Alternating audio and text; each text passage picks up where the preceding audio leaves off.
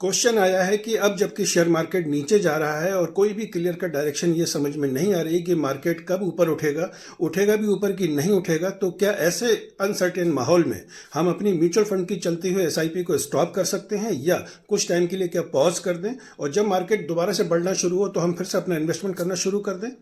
दोस्तों, इस क्वेश्चन के लिए मेरा बहुत ही शॉर्टकट आंसर है absolutely not. Not at all, बिल्कुल भी नहीं। मीन्स आपको अपनी एसआईपी बिल्कुल भी ना स्टॉप करनी है, ना आपको उस पर पॉज लगाना है। क्यों, आइए समझते हैं। देखिए, जब भी हम म्यूचुअल फंड में इन्वेस्टमेंट करते हैं तो बेसिकली हम उस फंड स्कीम के कुछ यूनिट खरीदते हैं। जिस रेट पर उसको बोलते हैं NAV, यानी कि नेट एसेट वैल्यू।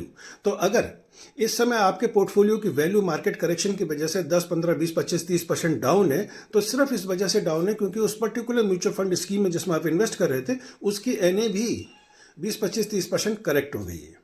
तो एक एग्जाम्पल से समझें कि अगर मान लीजिए पीक पे किसी म्यूचुअल फंड की स्कीम की NAV थी 100 रुपीज़, तो जब आप 10,000 रुपये उसमें लगा रहे थे तो 100 NAV के हिसाब से आपको 100 यूनिट्स अलॉट हो रहे थे। लेकिन मान लीजिए घट के अब वो रह गई है 80 रुपीज़। तो अगर 80 रुपीज़ रह गई है तो जब वो आप 10,000 का इन्वेस्टमेंट करते हैं तो 80 रुपीज़ के NAV के हिसाब से अब आपको उसी 10,000 रुपीज़ में 100 यूनिट ना मिलकर 125 यूनिट मिलते हैं। तो है ना आपके हर 10,000 पे 25 यूनिट्स का फ़ायदा।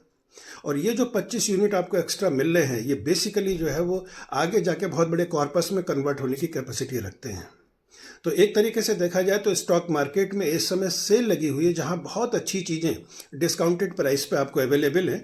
तो ऐसे में एसआईपी को ना स्टॉप करना है ना पॉज करना है, बल्कि मेरी राय ये है कि अगर आपके पास स्पेयर मनी है तो अपनी चलती हुई एसआईपी में ही आप एक्स्ट्रा परचेज कर लीजिए, जिसको बोलते हैं एडिशनल परचेज। उसमें इन्वेस्टमेंट करते रहिए। ये जो यूनिट्स आपको मिलेंगे ये आगे जाके यस डेफिनेटली आपके प्रॉफिट को बहुत ज़्यादा एक्सीलरेट करेंगे।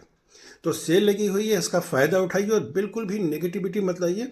भारत की ग्रोथ स्टोरी पर भरोसा रखिए। हम बहुत अच्छा कर रहे हैं, दुनिया में फास्टेस्ट ग्रोइंग इकोनॉमी है और डेफिनेटली आज नहीं तो कल, साल भर बाद, 6 महीने बाद मार्केट के हालात सुधरेंगे, तब यही चीज़ आपको बहुत महंगी मिलेगी।